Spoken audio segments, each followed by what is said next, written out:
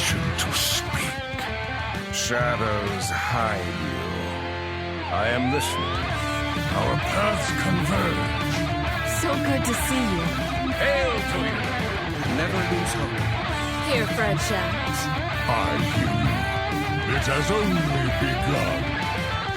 Fight on, Fred! Welcome to episode 444 of Concede, a Hearthstone podcast dedicated to making the competitive side of the game more accessible to you. It is Friday, April 26th, 2024 in the evening. Coming to you from Oregon, Ohio, it's me, Edelweiss. From Northrend, Massachusetts, we have Wicked Good. Hi. From Teldrassil, California, we have Megesa. Hello.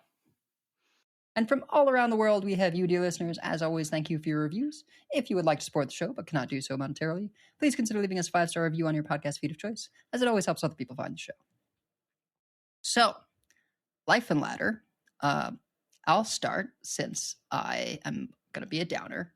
I had to go to urgent care again. It wasn't as bad this time, but I basically was sitting there at like 7:30, maybe a little bit beforehand, and it was like, well, if it gets worse and it's past 8 p.m. and I can't sleep because I'm coughing, I'll have to go to the ER. And I don't want to do that because urgent care is much cheaper and faster. So I went to the urgent care before they closed at 8. And they gave me a shot in my rear, which I'd never had before, at least that I can remember. That was unpleasant. Some kind of stimulant, presumably. And I mean, I would imagine you were very awake after that, one way or the other. So yeah. Yeah, I mean, I did manage to get to sleep, but you know, I could breathe, so that was good. That's good. That is good. And then, yeah, I got prescribed prednisone again. I'm currently on that. And I have a pulmonologist appointment on Monday, and hopefully they'll be able to come up with a long-term solution that is not me going to urgent care and being prescribed steroids every other week. I think I'm 3 for 4 on emergency care in the last 4 weeks. So, and in terms of ladder, since the patch, I've had some pretty rough luck. I have fallen considerably. So a highlight game in terms of the bad luck was my druid opponent played Aviana, and they got a 1-cost Bran that they used combined with a Doomkin, which is a 4 crystal swing. I was displeased. This was after Whelp on 2, by the way, so that was already a turn 4 Aviana. And yeah, my goodness, I didn't win that game because I got Reno'd on their 9 mana my turn 5. As one does. Yeah. And then yeah, there was another game. This one was kind of my fault, but I had no idea it worked this way, playing the Snake Warlock, and my warrior opponent Kolagarned off of the Azurite Ox to pick up a snake, and I reverbed that Kolagarn. And since I also had to defile that turn, I did not realize that because my reverb of their Kolagarn would be dying at the same time as their Kolagarn, that I would not get the snake back. That I would get it back for a fleeting moment before it passed over to their hand. It was not cool, and I did not win that game because, if they get to Bran a snake, it undoes 2 of my snakes already, and it's all downhill from there. So, still trying to figure out this new meta and how to play better. I confess some of my poor games have been from lack of tracker, playing on an iPad. So I've decided I have to play aggro on the iPad. Been doing some Hunter, and that's had its up and downs. But I do like the things that are mostly, I like what is gone. I'm going to have to warm up to what's left. I got turn 6 killed by an Aulonius the day of the patch. Oh, so, yeah. That'll happen. I mean, I'm not loving that Bran is still the way that he is with everything else gone, just because it feels like Highlander Warrior now is just Bomb Warrior, but way slower and more annoying. and especially with the boom boss change. I didn't realize, like, I looked over the patch notes and I saw the thing about not being able to blow up your opponent's TNTs. I didn't realize that it shuffled into your opponent's deck. I thought it was a visual bug again. The first time I did it, I'm like, oh, that's right. That doesn't work that way anymore. But now it's just like when they do it to you, then you don't want to draw. And if you are also in a mirror, which I was playing last night, I am on record as being a fan of control mirrors that most people hate. This is not one of them. This is miserable, that mirror, because it just comes down to who draws Bran and who doesn't. And if neither of you draw Bran, then it's basically like jousting with pool noodles for 20 turns. and it is not fantastic. But I ended up today, I saw there was a player, I think Antarctic, an Asian player, had posted that they got into like 42 legend on Asia with Spell Mage. So I'm like, okay, I can Yogg. That's fine. It has been an adventure. I am not willing to say that this is good. I am 50%. I am 50% with it over a reasonable, like 6 game sample size. I did queue into a mirror where I had played. I don't know what happened, because like when you play Yogg in the box, it's just kind of like a high speed car crash, and then you try to figure out what happened after it. So I had done something. I'd play, and then I had a full board. And I was at like 19, I think. And my opponent ripped a Yogg box that immediate played Twisting Nether into 2 successive Sunset Volleys. And that was the end of the game. And I was not happy about that. Though I made up for it the following game, because I did play against a Highlander Warrior who I had played Yogg boxes on both 8 and 9. And the second Yogg box played a Wheel of Death. And I'm like, oh, well, this game's over. That's fantastic.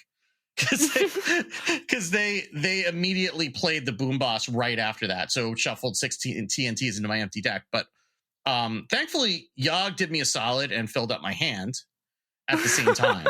So the first one burned, and they were at 12, and I was just able to throw a Firelance Portal and a Forged Molten Rune at their face and ended the game before I blew up my deck. Because I was looking at I was looking longingly at what the hell is the legendary? I've played it. I don't even remember because the name's too long.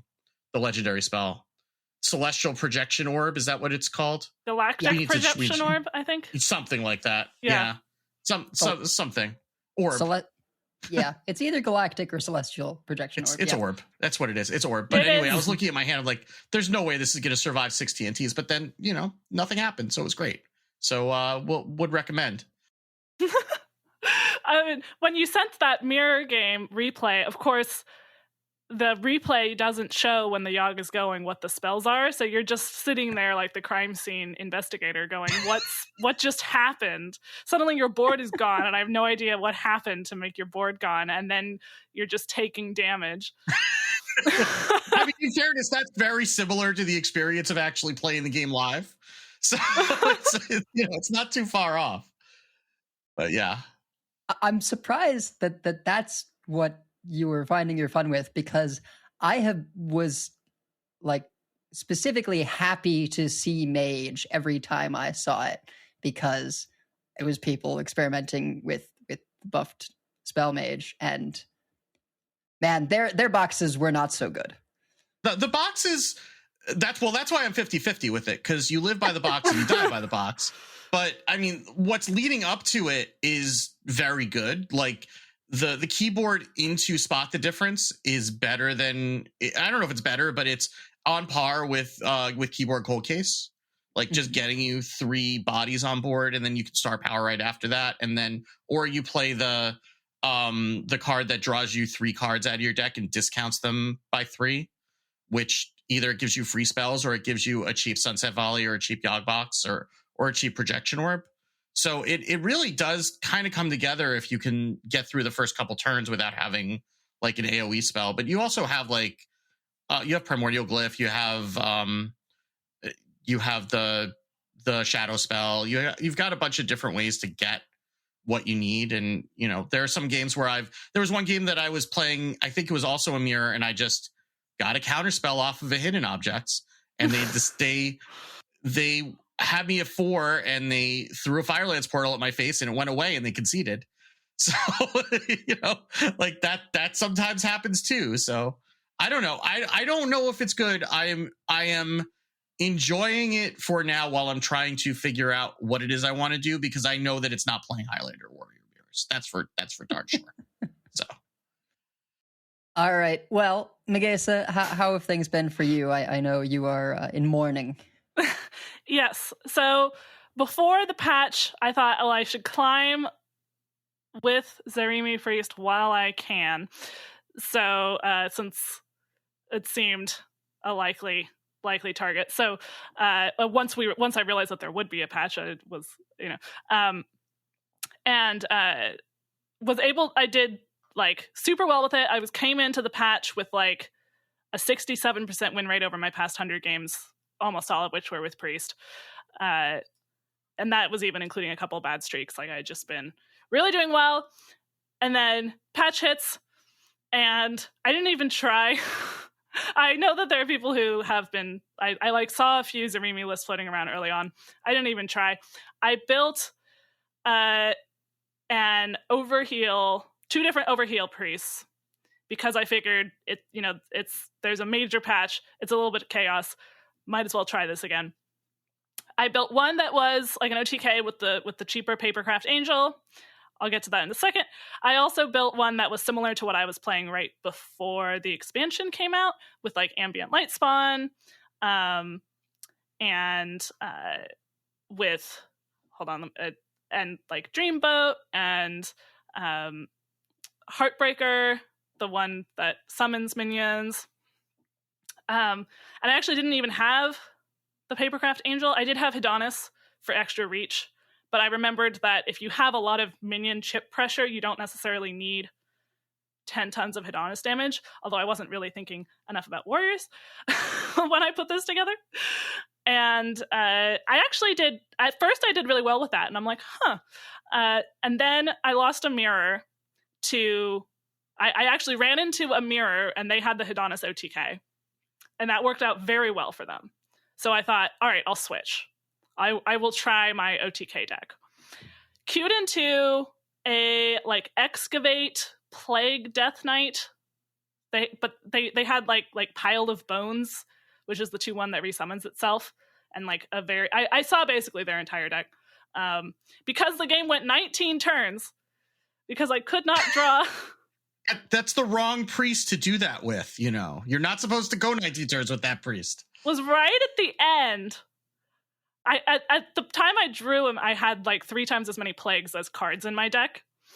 And then I should have waited a turn. Once I finally got the Hedonis, they had a turn, but I had generated a Magtheridon from one of the 5 Amonthools I had played. I had nothing else to copy, so I'm like, I'm just gonna, like, clearly the only way I can survive is just keep making Amonthools and then hope I get my Hedonis sometime this century.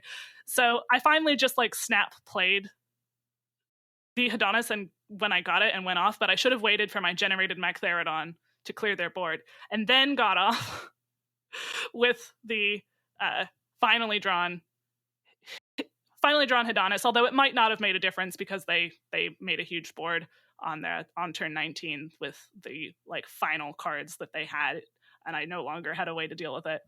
I had also generated a Dragonbane.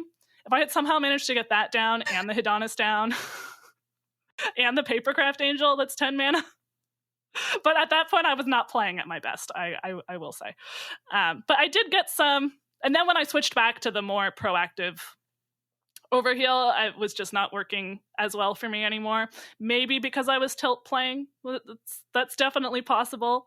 I would have to look back at the replays, but I did get some impressive early boards. I do think Ambient Light Spawn is kind of an underrated card in that it really can give you a lot of stats.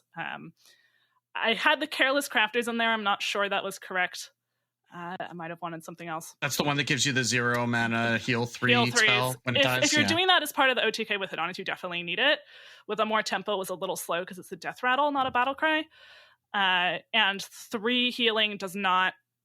It's definitely a lot better than 2, but it doesn't, like, by itself get up something like an Injured Hauler. But if you have 2 of them, then that'll work for an Injured Hauler. Injured Hauler remains a good card, but people knew that. And unfortunately, I didn't have a lot of time to play today. And otherwise, wedding planning, trying to figure out what the whole timeline is going to look like. Well, I got a little bit tired of the game and made a magical boarding school in The Sims over the weekend. That was far more elaborate than was necessary, and which I should have been climbing with Zarimi Priest, but I didn't realize I should have been climbing instead of making the magical boarding. You didn't know that your time was almost up. I didn't, no. So, but I'm not thrilled. We'll talk more about the patch. I definitely am excited though to try more different things since I haven't had a ton of time to play since patch launched. I guess that we should do that because that's more or less all we're talking about on this episode. So we may as well go ahead and get into that. Gadgets and Gazette always gets the scoop. Okay, well, I lied. We have one piece of news that is not patch related that we're going to talk about before we get into the patch, because the patch is going to take us most of the rest of the episode. But there was the sad news that BlizzCon 2024 will not be taking place.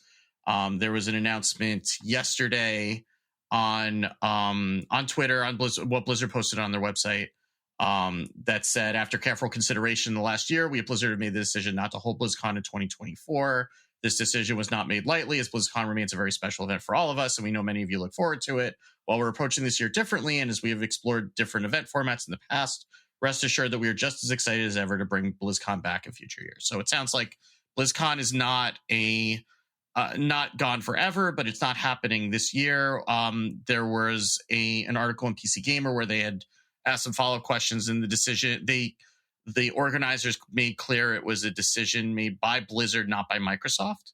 So this wasn't necessarily a cost-cutting endeavor, but just for whatever reason, they decided they couldn't make it happen. But it's definitely a bummer, because I guess this is kind of the risk of having a gathering of all of the folks who everyone wants to see, which is really the reason that we're all going, for the most part, being controlled by a company and not just like, an organic gathering, though it's too big of a group to, get that to happen probably. But when the company decides that it's not in their best interest to do it, then we don't have that, whether we were going to engage with their content or not. So, yeah, I mean, I think a lot of people just, as a matter of course, set aside early November for BlizzCon, and to have it not happening, it's tough after we just got it back.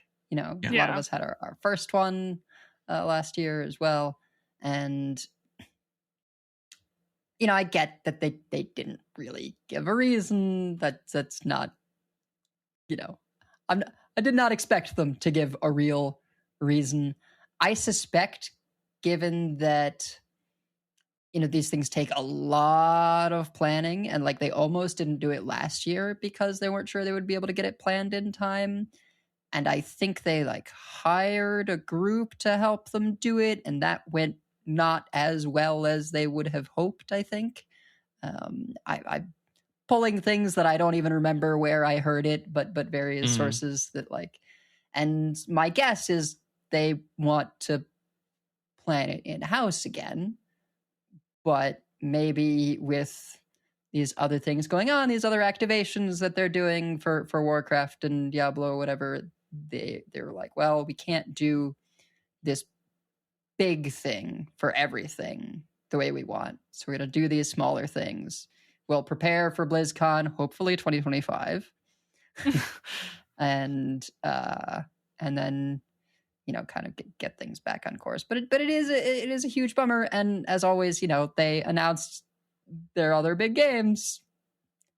Not Hearthstone, because, we're we're under the Warcraft umbrella. I hope that Team 5 has some stuff planned. I mean, they did say there's going to be 10-year anniversary stuff sort of the whole year. I guess we'll see how that continues with the successive expansions.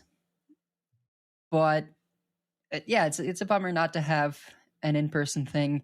Maybe there will at least be an invitational event or something that we can watch. I don't know, but it's a huge bummer. One kind of fun thing is because of this, the Blizzlit podcast is doing a BlizzLitCon that we've determined will be summer 2025 because a bunch of people are teachers and Daniel needs time to plan it out. He couldn't do it this year, but so I'm excited, and it'll be in Idaho, so very cheap to get to. But that was the other reason, weather, right? Idaho in winter, not a good time. Yeah, let's not do. Even PAX East in like late winter is not always fun in Boston. And so I'm I a can complete imagine, wimp. California born and raised. Have almost never lived anywhere else. So yeah. Well, and I'm looking at I have to hear back and determine if and when I'm going to be gone for this program I applied to. If I don't get it, then I'm free to plan whatever I want. But if I do, then I'll have to plan around. But there's this place in I think Missouri that's dubbed a gamer ranch, and it's just like this big plot of land that you can rent out with like 20 or so people. They've got a huge like set of board games, and they also have like outdoor stuff like disc golf and whatever other activities people do outside, croquet, fishing, but all kinds of games. They've got war games and of course a bunch of tables and stuff that I imagine everyone would bring their laptops and set up.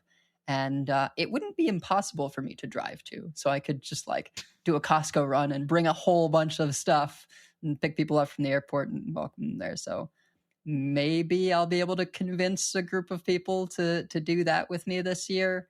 Kind of remains to be seen. But if we do, we'll record something special. Yeah, I mean, this might get me off my butt to actually build a commander deck finally, instead of just like looking at them and getting analysis paralysis. Even if you don't, someone will lend you one. Exactly. Those are the rules. It's not going to be nearly as evil as the ones that I would build myself, though. You have to do what I did the last time that I played Commander, which I have never had my own deck. I borrowed a friend of a friend's deck who was very solicitous in helping me figure out how to play this deck, because I didn't know any of the cards, and it was like a wait for other people to play good stuff and then copy and steal their good stuff deck. So I was like, sounds like my cup of tea. Yes, I'd have to find out what this list is from her, right? And then she was very gracious about the fact that I beat everyone with it. And I was like, well, I like wanted to figure out how to be like, well, thank you for your help without sounding condescending, So just like genuinely thank you for your help, because I would not have been able to do it without her help. But yeah, she was very gracious about the fact that I took that, turned around and stole everyone's good stuff and won. So See, I used to have a lot of commander decks, and now I have a lot of board games, and still a couple $100 in store credit. So we're we're whittling it down. But I kept 2, one by accident and one on purpose. The by accident one, the commander is named Norin the Wary, and it's very silly. Norin runs away whenever anyone does anything, basically, except activating ability. So when someone casts a spell, when someone attacks, when someone, like, all the things except activated abilities. So it's just all based on enter the battlefield triggers, which is hilarious. And then the one that I meant to keep is Alesha, who smiles at death, because she's canonically trans. And it's a combo deck. It's also got smokestacks. It's not very nice. I also just love your, and they have things outside, whatever people do outside. I've heard people go outside sometimes. That's at least how I feel sometimes. Yeah, I mean, like, I'm very unathletic personally, so I do dance, But sports, I'm like, have fun, people. I will try. I am game to try, as long as everyone knows that it's not going to go well. Which is not me trying to be a shark, I promise. We specialize in 3+ night board game stays for groups of up to 20 people. It's adult summer camp for nerds with thousands of board games, video games, and various other indoor and outdoor activities. And, yeah, I mean, the pictures they have for outside are disc golf and fun on the lake. And fun on the lake, it has someone holding a fish, which, no thank you. But I mean, sure. I'm sure that's fun for somebody. But inside, board games, LAN and VR gaming, and so much more. The so much more is someone painting miniatures, by the way. This is like real gamer stuff. And the kitchen looks great, which is important. Especially if you're doing a Costco run. Yeah. So, no, it's this is like the dream. I just need to assemble 20 people. I'm sure you will have no trouble. But in the meantime, before that happens, we have probably one of the largest balance patches we've ever seen. There are, I counted 37. I'm not even sure if it's 37 cards or 37 line items, because I don't know if I counted all of the Highlander cards together or not, now that I'm saying that. But there were 37 rows in the list that I was going off of. So it might even be like 40. But there's a lot of changes. Almost every major deck, except for Highlander Warrior, pretty much, and even that got changed. It's just still standing. Almost everything got changed. And the dev comment, I think, is worth talking about before we go into the actual changes, because it does give some context about what they're trying to do. And what they say is this patch is a little different than our usual balance patches. It's more about the general design direction of the game than it is about particular power outliers, though we hit a few of those too. Right now, there's a lot of cards that can remove player agency and raise the power level of the game beyond where we want for a 4-set meta. We're looking at a variety of these meta-defining cards in this patch. Meta-defining cards, not meta-defying cards. That would be something else entirely. From OTK-style cards to powerful AoE effects that make it feel like your minions don't matter. There will always be cool, dreamy cards in Hearthstone. That's part of what makes Hearthstone Hearthstone. But these types of cards can sometimes be disproportionately more fun to play with than play against. We don't want those kinds of cards to make up the most powerful and prevalent archetypes in the game, especially if they create metagames where player agency feels low. There are a few categories of changes in this patch. The first is cards that can end the game quickly when played and which warp the entire game around whether you get to play them at the right time. No duplicate cards are also a subsection of this. Being able to draw your deck to avoid the downside of these cards is an interesting deck construction challenge, but is in large part devolved into turbo draw decks that tend to be less interactive and not in the spirit of these cards. The second category is more powerful uncapped board clears. We've made and will continue to make AoE effects, but these particular instances are too efficient at clearing the board, making minion-based strategies feel helpless. The third category is cards that are just a little too strong in their decks and should be toned down a bit. Similarly, our wild changes are just some clear power and play experience outliers to that mode. Finally, we're making some buffs too. A lot of the changes we're making this patch are to weaken new cards or strategies that came from Whizbang's workshop, but we don't want to just go back to the meta we had before the expansion. So we've identified some underperforming Whizbang's workshop archetypes that we think better align with our overall goals for the format and infusing them with a bit more power to give them another chance. This probably won't be a one-and-done fix. We're going to keep an eye on the game after these changes go live and continue to push towards a game that aligns with our design philosophy. To read more about this general philosophy, check out our developer insights post on the topic from earlier this week, which is what came out Tuesday in lieu of the normal teaser that would have just been so many bubbles that we wouldn't have been able to tell them all apart in the Twitter image. Yeah, and they had said that they did not do that image in part because the last time that they had a very unusual balance patch, when you do the images, people just make wild speculations and get mad about things that are not even what's happening. So it's just kind of more misleading than helpful. So that's why they did a developer insights post instead for standard. They did still have the bubbles for Battlegrounds, which also received a lot of changes that we're mostly not going to talk about. Like, not remotely going to talk about. Yes. Not at all. We just do not have time, and we do not have the expertise to tell you. Yes. I played some duos with my brother. We won twice. It was fun. That's the extent of my Battlegrounds. But I mean, I think that this is a good thing that they've kind of threatened. I think it was a couple years ago. I think it was before Core. They threatened a nerf patch where they were just going to go and nerf a whole bunch of stuff across the board in order to get the meta in line. And they ended up not doing that, I think, in favor of just rotating a bunch of stuff out into and doing the core methodology. But these are not things that you could address with the core changes anyway.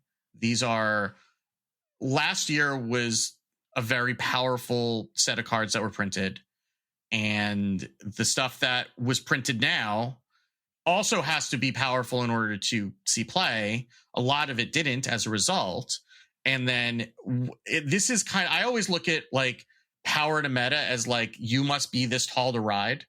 So like everything that's going to get printed in the next two sets have to be even taller than those in order to see play. And if we're doing that, then we're just going into power creep city, because we're already like, this is the lowest power that we're going to ever be in a standard year, is 4-set meta prior to the mini set. And if we're already at turn 5-6 kills and a very powerful format, then there's nowhere to go without just blowing the doors off. So I think this is good recognition that there had to be some changes. This is probably the right time to do it, both to see if the 4-set meta was really going to be as powerful as it seemed like it was going to be, and also because you're mostly hitting, I mean, not with a couple of exceptions, last year's cards that were printed too powerful, and now in a 5 and 6 set meta, that's less of an issue. In a 4-set meta, it's a lot more noticeable. Yeah, like the fact that we had, I mean, not Stormwind, but closer to Stormwind than 4-set meta decks without even a mini set yet, I think was a little alarming, right? You had potential wins with, it wouldn't happen frequently or with consistency necessarily, but Zarimi was like, sometimes could just play it on curve and win the game. That's not most games. But you also had rogue decks that the whole point is getting a board of giants on like turn 4. And same thing with Painlock, right? Turn 4, maybe turn 5. And it's just like, cool. I can't clear that. Like, no way. Threads, I admit, was too good. I lament the death of Thread. I mean, not death. Threads is still good. But I appreciated it at 1 mana. I don't know that they needed to hit Sickly Grindmarker 2. I mean, we'll go through each of these and sort of our thoughts about all of them. But we got to put some notice input on some of these. They did not, they heard feedback and worked with it. They didn't do everything that people were asking for necessarily. It was a little hard to know what the effects of this many changes at once were going to be. So I'm kind of looking forward more to like the patch after this, because this changed like so many variables that there's just like no predictability and it was another rotation effectively. It was basically the part of this that if this were not a 4-set meta, if they were doing this in a 5 or 6 set meta, I think I would be more frustrated than I am now, because I don't think that having some fast decks is inherently bad in the game. Also, part of power creep can be board clears, which I'm glad that they recognize that and also address some of that. If you're going to hit fast decks hard, you need to also slow down board clears to some extent so that the fast decks aren't just completely dead.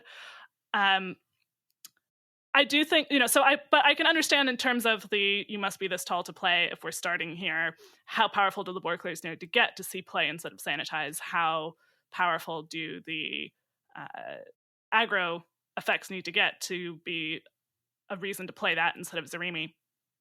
That does make some sense to me, but it felt, and I don't know when else we would do this if we have to do it, but it feels a little exhausting. It is. It absolutely is. I feel like I just learned this meta, got settled. We were not expecting anything in particular at this point, certainly not this large. And now everything's different again, which can be fun. but can also be a lot. I will say, the first couple days after a big shakeup, it will always feel like the meta's narrower than usually it ends. Like right after it first happens, the meta's really wide. And then a little bit after that, the meta gets really narrow because a few things are clearly good and the other stuff hasn't been reworked yet. So I don't want to draw any specific conclusions about exactly what's happening in this meta when there were so many changes so quickly. But yeah, it's a lot. Of course, I personally am sad about Zarimi. We'll get to talking about some of the exact changes. And I think something like player agency, I think there are some cases where like clearly there is more or less player agency, but there's a lot of gray area where it can be really hard to define exactly what does that mean. And some of the cards that were left, one could argue like Bran or Yogg boxes.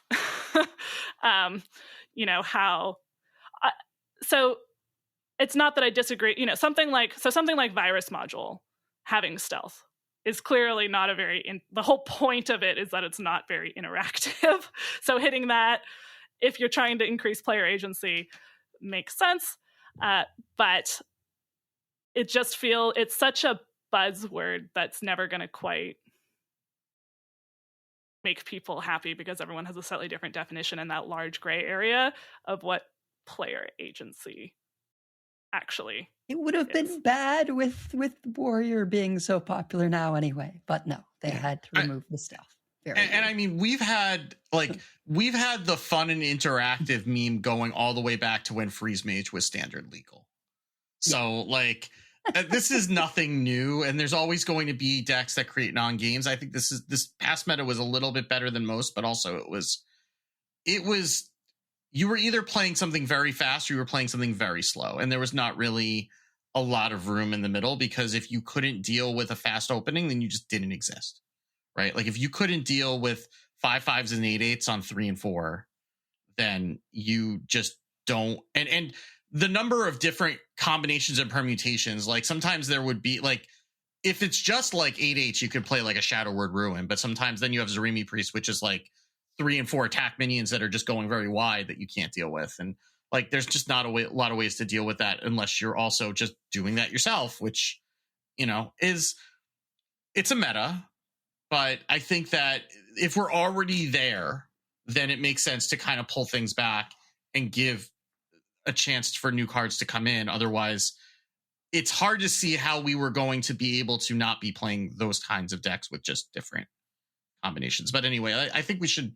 Yeah, we should get into the actual cards. I have one quick thing to say about fun and interactive, which is if people are never going to be happy in a way also, because if someone can counter every single thing that you do, it depends on how they're countering it, right? Because otherwise that's just Dirty Rat. Is Dirty Rat fun and interactive?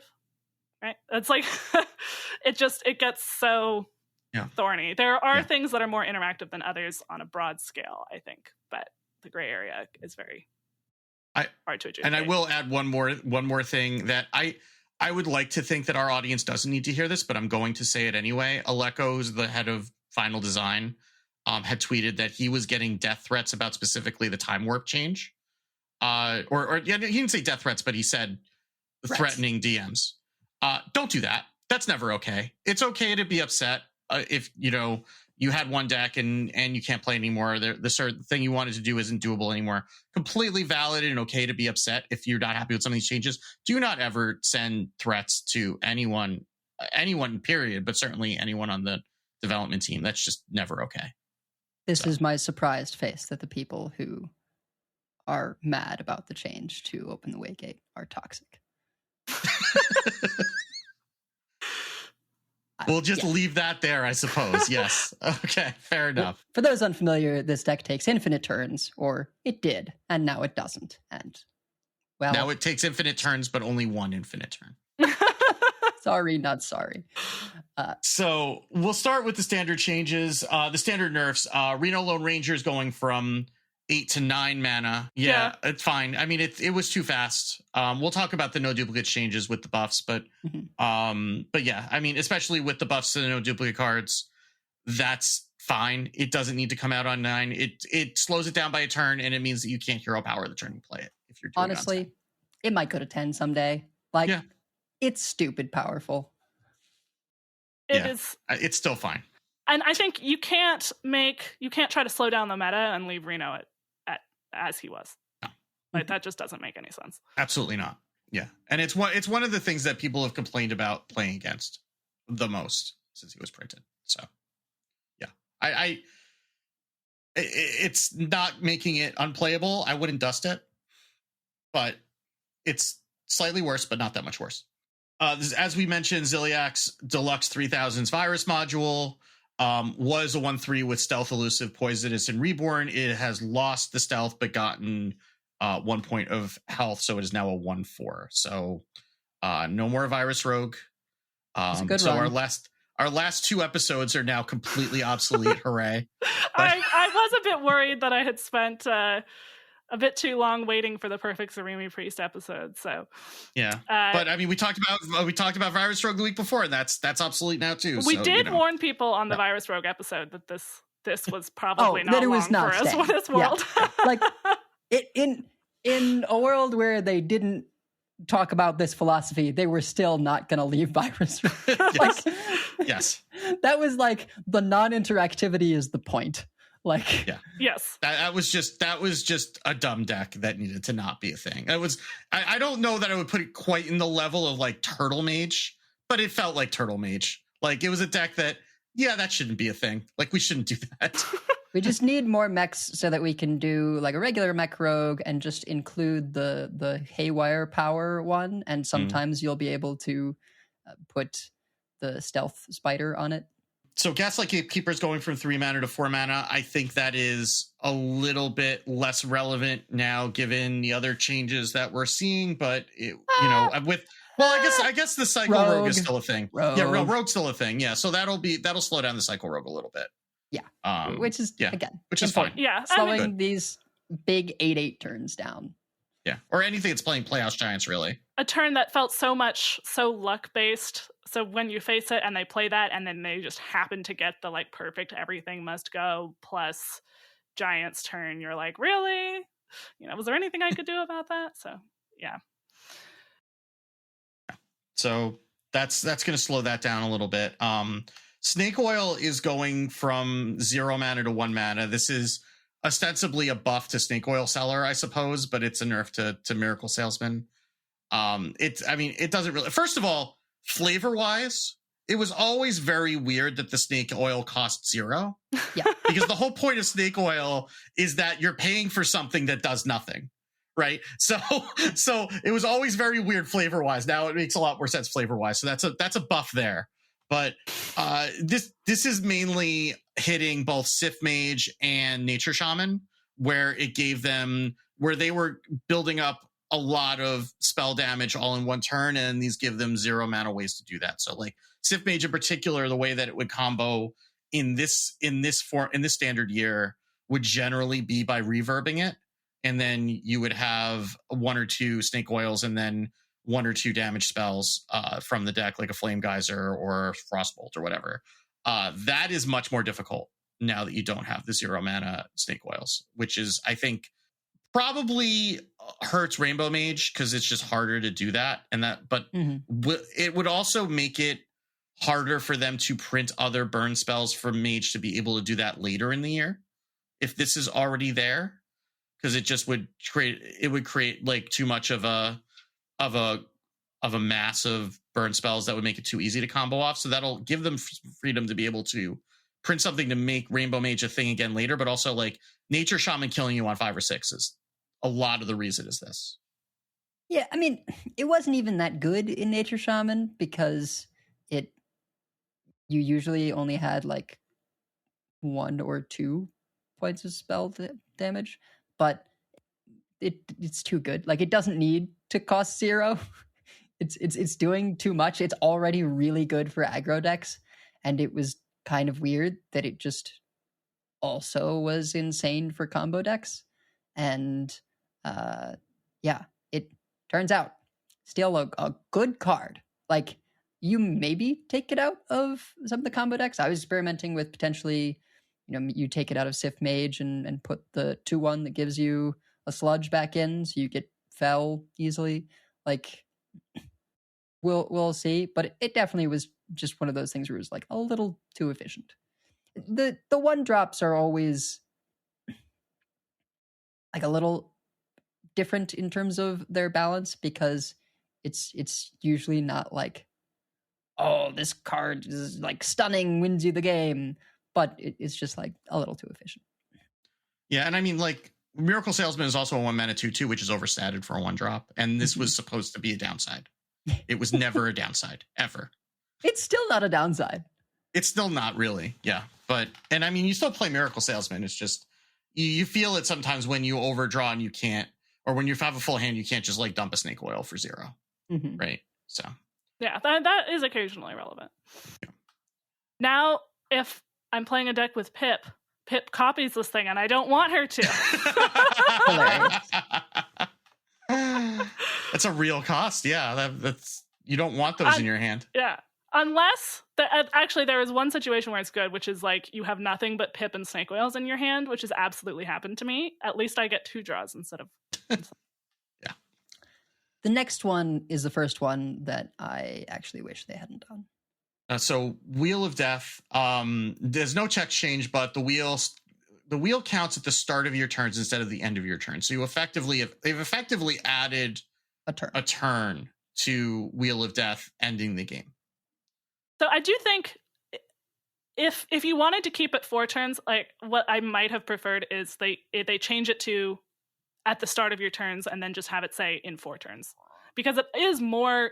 Like, we all thought that this is how this card worked when we saw it in the first place. The ticking at your end of your turn was always kind of counterintuitive. So I kind of like it ticking at the start of the turn. But this, in effect, nerfs it by a turn. Yeah. It's not that I don't like it working this way. It's that I actually think it was important to have it be a stronger deck. Because Warrior, for reasons we'll get into, is the clear winner of the patch, at least for now. And this was one of the primary counters, was Wheel of Death. And having it take an extra turn makes it that much harder. And I'll mention it here because it's part of why I don't like this. The change that they made to the buff that they made to Reno and the other Highlander cards means it's now useless for Wheel Warlock. And that is a huge nerf to the deck because they can no longer run Reno.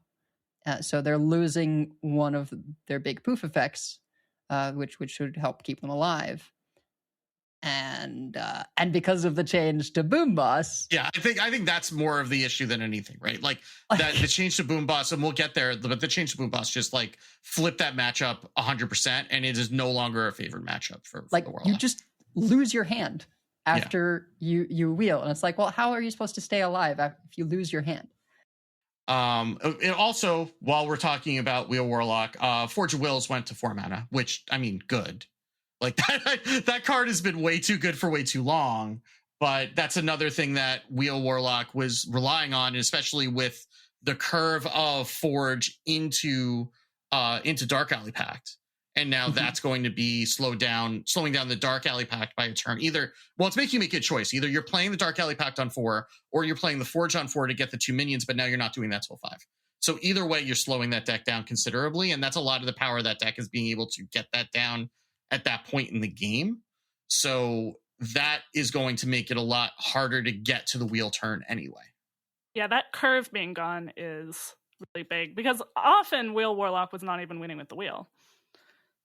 So, most of the time, at least with the matchups I was playing against it, they're not winning with the wheel. So on the one hand, an overpowerful card, but on the other hand, a card that was really load bearing in certain ways. Yeah, and it's now also much harder to run in aggressive stuff. I think Painlock can still do it because they mana cheat and they can just like play the 3 mana 5/6 first, and if it lives, copy it.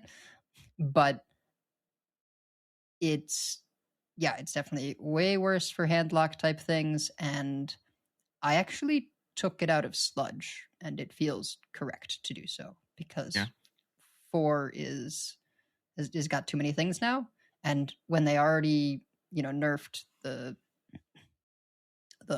waste disposer to Waste remover. waste remover to 5/7, like I don't know, you're just not getting as much value out of it. So hilariously, my sludge lock is more like a burn discard lock. I took out waste remover as well, and so it's just like you use fracking and chaos creation to get rid of sludges on the bottom of the deck when you kill them. But and honestly, that makes sense because sometimes in that deck you would have too many things destroying the bottom of your deck and not enough ways to put sludges there. So yes, and we have Doomguard now. Come on. it's just a better waste remover. That's what it is. It's just removing your hand instead of your deck. That's all. Yeah, just and we had discard too the many wrong ways things. to get rid of the sludges in the deck, not enough in the hand. So there we go. There you go. So Imprison Horror has also gone from 5/5 to 4/4 to address Pain Lock again, just being able to get too many stats on board too quickly. So that's gonna, especially when that gets copied with like a Forge of Wills, that'll be a little bit more bearable. That's probably I haven't seen much Pain Lock. I would imagine that makes it a lot harder, especially when you're doubling those stats, and now that's shaving 2 off, right? When you're doubling stats by doubling, getting the rusher off of the Forge of Wills, and then also the 4/4 is going to die a lot more easily. It's not going to trade off as many things when you're rushing it out with a Forge. So there's a lot of knock-on effects that just like the shaving that one stat off the minion has a big impact. And then we get to Megase, do you need a tissue? I just want to make sure before we get to Zarimi. Are you going to be okay? I'm going to be okay. Okay. So Time Wander Zarimi went from once per game if you summon 5 other dragons, take an extra turn, to once per game if you've summoned 8 other dragons, take an extra turn. Be a dragon deck. We need more dragons and a dragon deck. So this is kind of like when they changed Kazakusan, right? To no longer be empty deck and require you to play a certain number of dragons. It was sort of like you were able to do it a little too easily, not being a dragon deck, a little too quickly. I mean, a little too quickly was really the main thing, but by nature of just there's not quite enough dragons right now, it kind of means you're not doing this until they make more dragons, I think. I don't know if you've tried it out, but that was my impression. Not in Priest. In Druid you might, but not in Druid's Priest. fine. Yeah. Druid getting this off. I've been seeing a lot of dragon druids running around. Someone in the Discord was saying they were up in top 200 with like a dragon drum druid. Sure. I actually Drum's still around. Oh man. Yeah, Drum's still a card. Oh yeah, you can still do that. I cussed that today. It was fun. It did the right one too. I already had a full board, and it gave them all taunt in the buff, so that was pleasant. Excellent for one person in that game. Yes, one. Yes, that was a zero-sum fun game, is what that was. Yes. You can get a lot of dragons off of Clay Matriarch, but then that really slows down. If we get a critical mass of dragons at some point, we do still have 2 years with this card. If we get a critical mass of dragons, we have some sort of like mid-rangey thing, and then this helps you get over the edge for that final burst damage. I think that might have been what they were kind of always intending Zarimi to be. So if we have that deck, I will play the heck out of it. In the meantime, of course, I am sad. I did have a therapy appointment right before this, and I did mention that they had done this to my favorite card. My therapist is like, I don't understand what you're saying, but sorry that happened. So on the one hand, I am sad because I think it was something that I enjoyed playing with, and something that I don't really see how we're playing that now. But especially, if we can't really tutor Zarimi with scale replica, but we don't have enough draw consistency, then how are we getting Zarimi? So, and a lot of the dragons that we do have are 6 costs, like Clay Matriarch or that Stone Drake 2/8 taunt with elusive is also a 6 drop. The Origami Dragon, if you really want to dig deep, is also a 6-drop. So that's preventing you from drawing Zarimi. But we do still have time. Presumably, there are dragons coming. Possibly as soon as the mini set, we will see. I don't know if there would be enough, unless they're like all dragons. I don't know if that would be enough, but I wouldn't be surprised. I mean, dragons were a big theme of this set, so I wouldn't be surprised if they have. I mean, at least for Priest, it was a big theme of the set, right? So I wouldn't be surprised if they had a couple more dragons in store for the mini set. They need to be cheap, though. They do need to be cheap. They don't necessarily need to be 1-drops. It was a little strange how we had just like only 1-drop dragons. I will admit that was a bit much, and probably not what they were intending. Although it works great with drifters, you know? It works great there. So Threads of Despair is going from 1 mana to 2 mana. This card was bananas at 1 mana, so this is fine. It's still a perfectly good card at 2 mana. It's Defile. Yeah. It's still Defile. It's still Defile. Yeah. A little different because often you had to use it in combination with your hero power, right? Like, unless you specifically have a weapon equipped, it sort of was 3 mana because that was the only way you were going to have something die, but it was still insane. Yeah. It's still good. It's still fine. Like, you're still going to play it if you're playing a deck that wants to play something like that. You're not cutting it because it went from 1 to 2. And if you happen to have a minion out, then yeah. Or, you can play it with crop rotation. And 5 for basically a full clear. It's fine. It's yeah. something that lots of classes have. Yeah. Sickly Grimewalker is going, which is the undead for Death Knight that after you summon an undead, give it poisonous. I am making sure to read that card because this is the one that most people know what it is, but don't know the name of it. So it is going from 3 mana 2/4 to a 4 mana 3/5. So it's going up 1 in mana, but also it's stickier. Yeah. I don't love this change, but okay. Yeah. It could be very difficult. If you are an aggro deck, they stick this, and then they just keep clearing your board. On the one hand, this makes it so it's easier for them to stick it once it's out, but it does at least give you a little more time to build up and makes it a little slower for them to have like the Sickly Grimewalker crop rotation turn. Yeah, I mean, that's the main thing, right? Is you had 6 mana, now that'll be a 7 mana combo. The other thing was sometimes in desperation, you would do it with a hero power and threads. That is like way more mana now. Yeah. So, and then on occasion, you would be able to like play Grimewalker and Acolyte, and now that's like a 10 mana play to go Grimewalker, Acolyte, crop rotation. So I guess, if they're toning down clears, yeah, this is one of the things, and they're nerfing a lot of the things that make big boards at the same time. So it probably isn't that different. The biggest effect is to the play it in hero power because you need to kill one big thing. Now you can't do that till turn 6. Yeah, and also mining casualties doesn't curve into this anymore. That's the other thing, because like you would play, like the other thing that you would very commonly do is play mining casualties on 2. They would stick, and then you would trade off the front half, and then the back half would summon the ghoul, and that would get poison.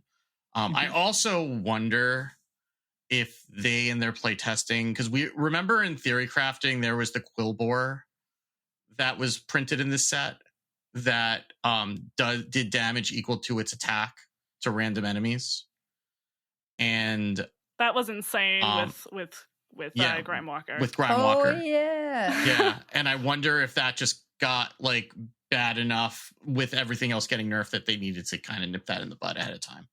I doubt it. It's a thought. I'm just trying to remember that card exists. We were so maybe scared I'll about try the hand buff deck again, but it probably can't beat Warrior. So yeah, probably not. There's a speed limit on this format. And it is, can you make problems enough for Warrior that they're not allowed to play Bran? Or just, burn one of their TNTs and then kill them. That's the other way you can do it. Anyway, speaking of Warrior, so there were a bunch of nerfs to Warrior cards, particularly Warrior removal. Sanitize went from 5 to 6 mana, but the Forge now gains you 4 armor instead of 3 armor. This card is fine in Highlander Warrior. Trial by Fire. Yeah. Trial by Fire got buffed a while back when Warrior was not good enough, and they reverted that buff. So that's back to 7 mana. Also still fine at 7 mana. When Warrior as a whole is in a better state, then Trial by Fire at 7 is much more reasonable than it was when it was not good. So, and this was never the card that was bad, I think, when Warrior needed help. Like Trial by Fire at 6 was not in standard. Not that card was still fine at 7. I think the arena players in particular were complaining about Trial by Fire being 6 in arena because that's just like head and shoulders above anything else that's in the format. So that's a good change for arena as well. And then we alluded to the Boom Boss Thogrun change. So it was shuffle 3 TNT into your deck when drawn below a card in the enemy hand, deck, and board. Now it is shuffle 3 TNT into your opponent's deck when drawn, blow up a card in their hand, deck, and board. And TNT no longer can blow up other TNT. So I do think this is, in most scenarios, more tolerable because they can't just play Gatekeeper and shuffle twice to hit all your stuff immediately. That's the intention. There's some added counterplay in that you can potentially hold 10 cards. Although then, if you're not burning a TNT, you're burning something. Yeah. Well, you're burning 1 instead of 3 at least. So, Yeah. Yeah. But it's hard to do that. You do still need to play stuff. It's not like the Warrior only removes things. They make some pretty big boards. So in some ways it can feel bad where you're like, well, I still have to do stuff, which means I'm opening up space to draw the TNT. But the fact that it doesn't happen all at once is good. Specifically, I don't like that it flips the wheel matchup on its head like we talked about.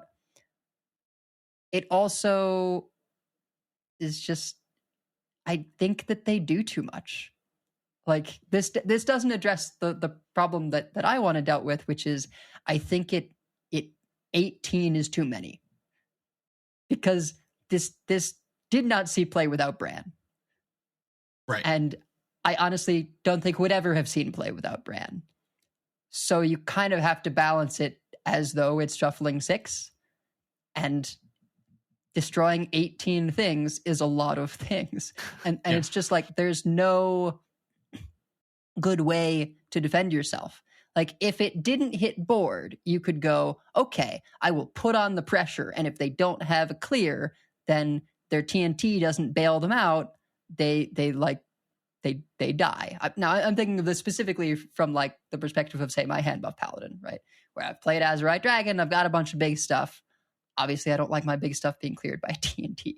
But if it didn't hit hand, well, you could kind of have important things in hand. At least you wouldn't have to worry about that. If it didn't hit things in deck, but the fact that it hits all 3. Right. There's nowhere to hide. Yeah. So I would have liked to see something like the Reflections change, right? Where they took away one of the 3 spots. They made it board and deck and no. Or just make it once per game. Something to hand. Make it once per game. I mean, you get to shuffle in 3. You're done. That's it. Yeah, I mean that would be an even bigger nerf than I'm proposing. I think that's fine because right now this is Ticketus Warlock, but good. Well, and part of why it is good is because Ticketus just burned it out of your deck.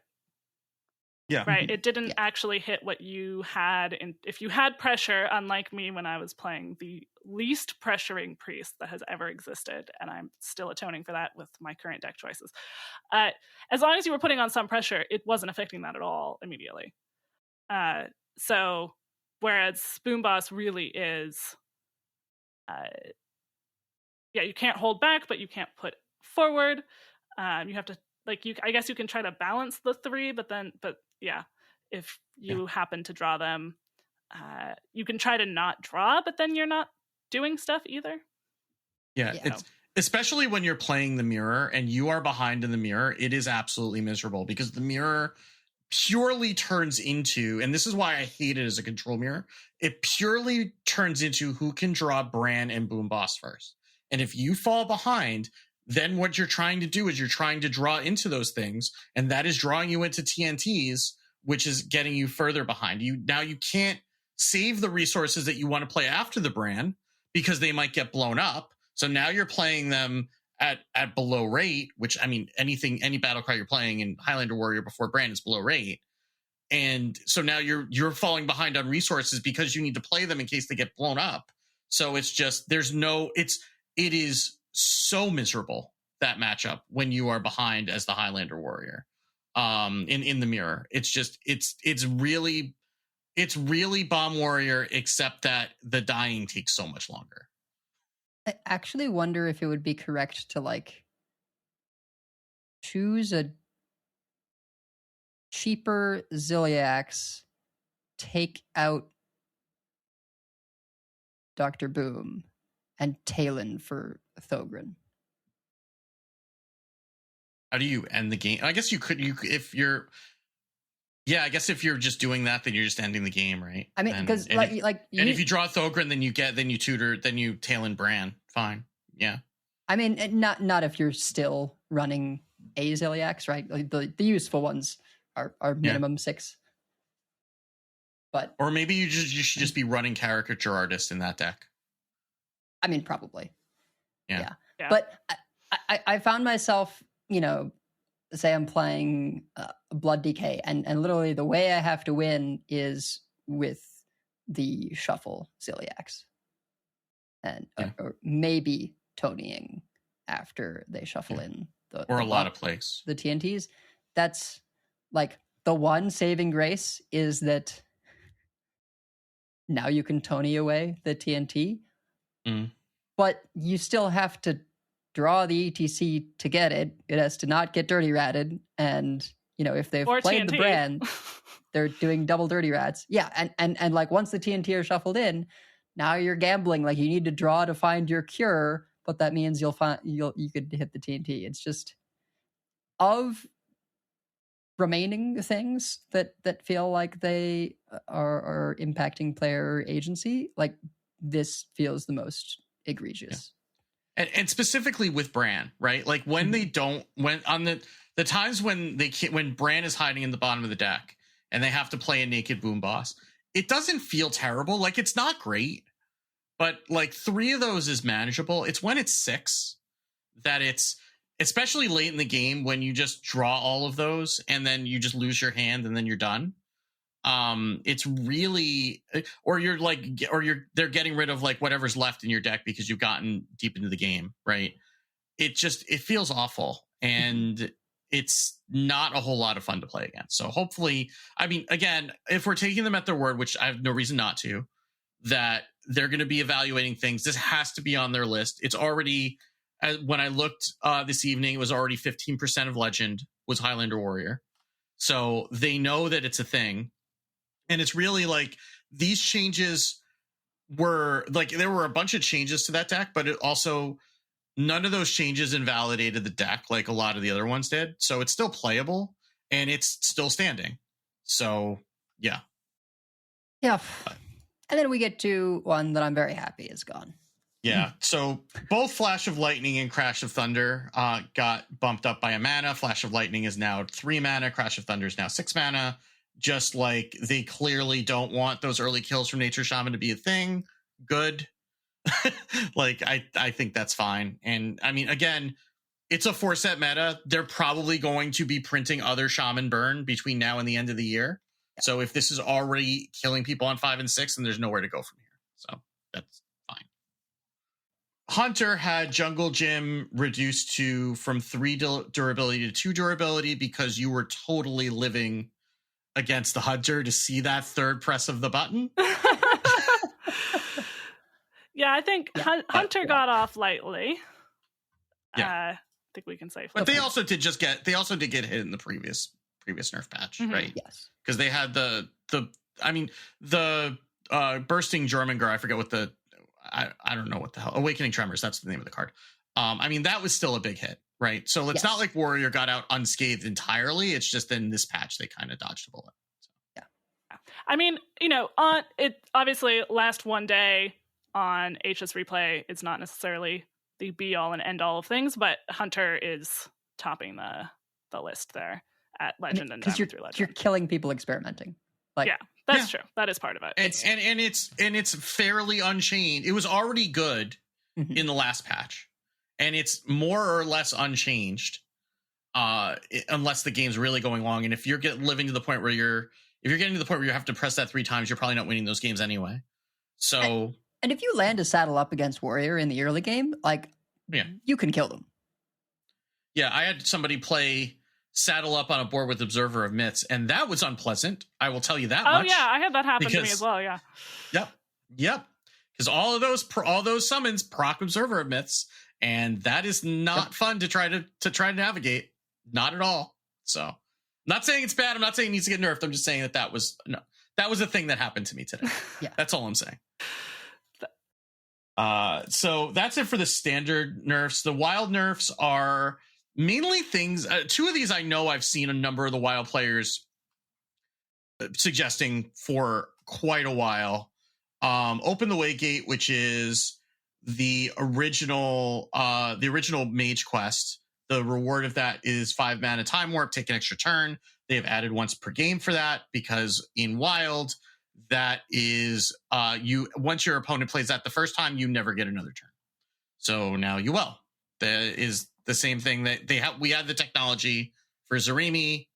It makes sense to do it here too, because it's just as broken when you can recur that. Floop's Glorious Gloop, which is a 1 mana spell for Druid that used to say whenever a minion dies this turn, gain 1 mana crystal this turn only. Now says whenever a minion dies this turn, refresh a mana crystal.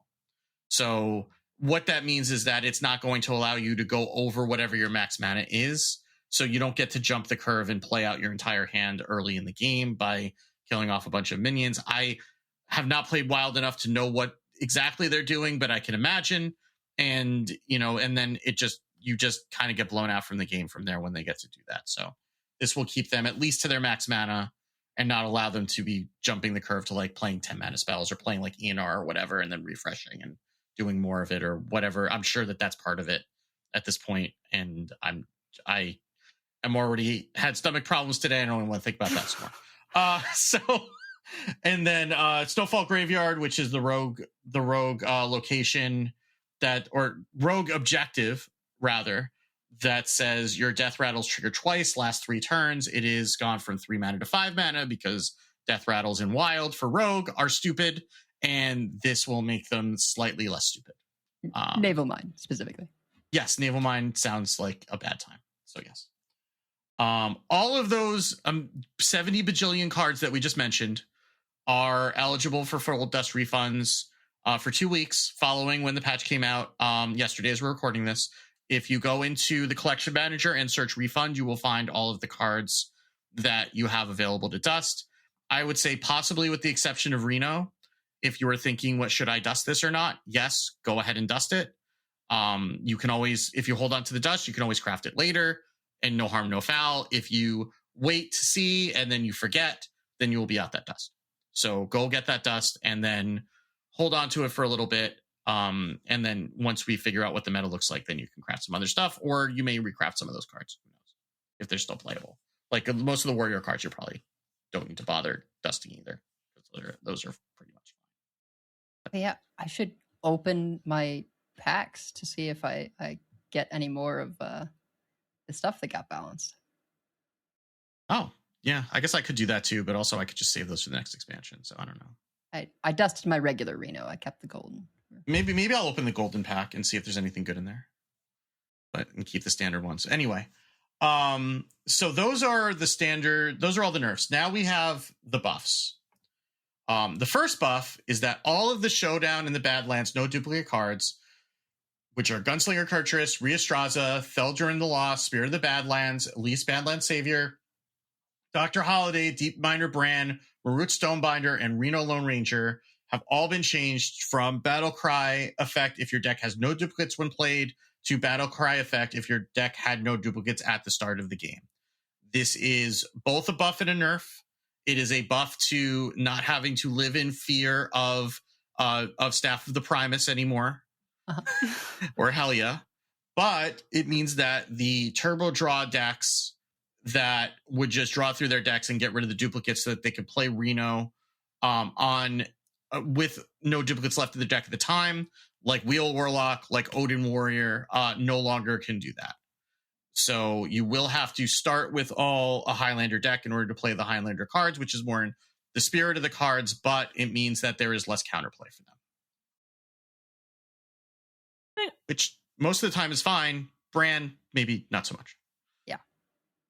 Yeah, overall, I think if we're going to have Highlander, this is also in a way a bit like the Kazakhstan change, where they were like, you're supposed to have dragons in your deck, not supposed to have nothing in your deck. This is, you're supposed to have a Highlander deck, not supposed to have a turbo draw deck. On the one hand, I think that was always kind of an interesting deck decision of like, do I run duplicates?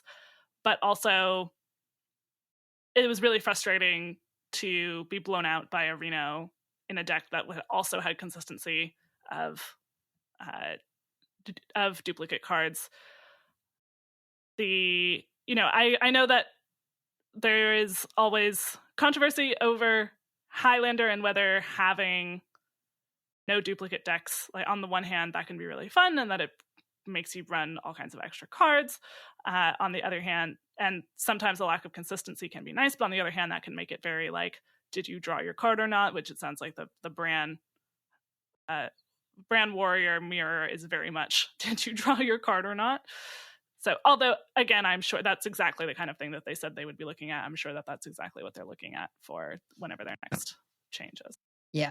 Like, on the one hand, I was excited, like, oh, I can try other Highlander decks now because plagues don't just turn them off. Except Highlander Warrior turns them off. Like, you can't be... If it blows up your Highlander cards, you can't play them. Yes, that is a fair statement. When I say turns them, I just mean like, if Highlander decks mostly exist in a slower game space, and you cannot exist in that space when Warrior is blowing up 18 of your cards. It's not happening. Maybe if you get the frog stick going quickly, but they're on Viper. Like, it's just this thing where it's been very good for a Warrior, and except for the occasional Druid, there's like not really other functional Highlander decks. That is I tried Elise. It didn't go well. I played like 2 games. I'm like, this is a bad idea. I'm not doing this. Like, I will say Warrior is perhaps, they can adjust Warrior. This allows them to, like, it was always going to be a tension with plagues, especially because plagues are popular. There's a lot of people who really enjoy them. It was always going to be a tension of Highlander existing at the same time as plagues unless you made this change.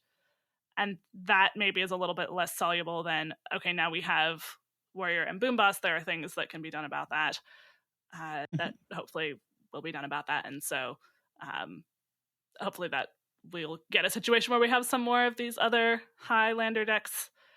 I don't know about Elise, but we have some of these other ones poking their heads up. So I do think that Priest, specifically with the Shuffle Perfection Ziliacs, would be able to contend with Warrior. The problem... Oh, yeah, because it doesn't turn it off anymore now, right, with this change. Yeah. So that was the problem before. You can get extra copies of Elise, and like, since it shuffles in, it'll always be in there when you play Elise, and so you can get a bunch of them, and as long as they don't get hit from the all get hit from the TNT, you'll be able to fatigue them.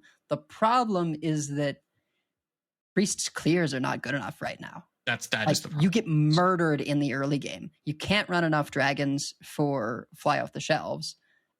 even though it got buffed. Oh, I have things to say about Fly Off the Shelves. Don't worry.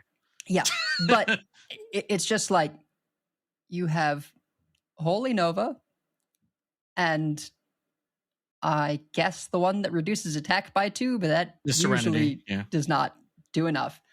I mean, you've got Shadowword Ruin, but I mean, the changes they've made doesn't make that really useful in the early game either. It's like we need a Spirit Lash, right? We need a 5-cost clear. Like things just are not cutting it. The fact that all your clears are not until turn 6, right?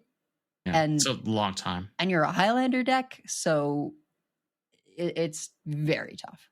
You need a Blade Storm or an Aftershocks, like something like that for ideally both. Like I'm running Pyro. Yeah. I'm running Wild Pyro because there's nothing else. That's a throwback. Good Lord. Yeah.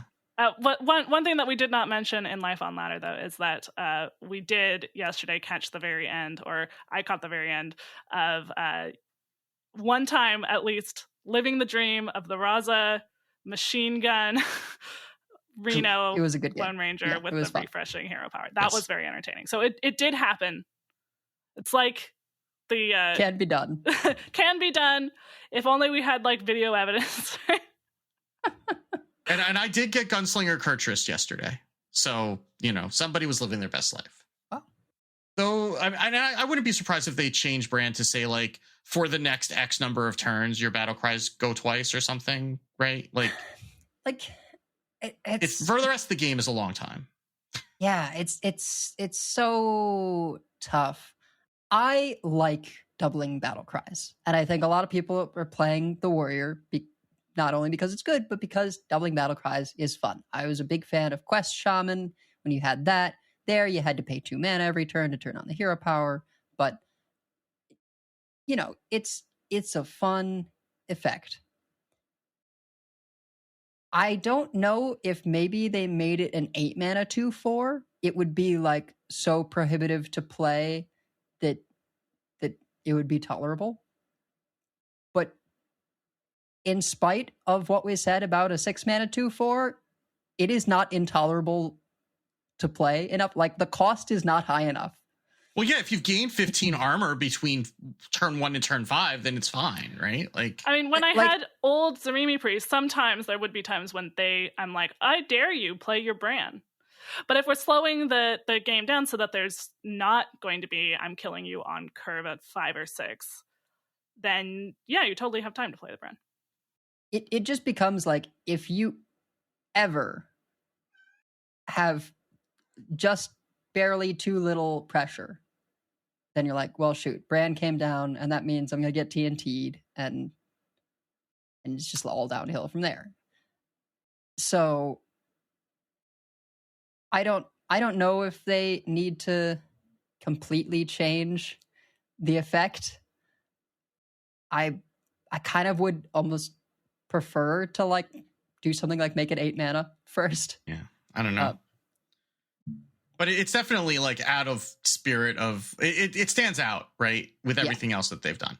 So, okay, so we also got some buffs to mage cards. Manufacturing Error, which is the spell that says draw 3 cards if your deck has no minions. They cost 3 less, went from 6 mana to 5 mana. I can confirm this is a much better card at 5 mana than it was at 6. It felt better when I was playing this today.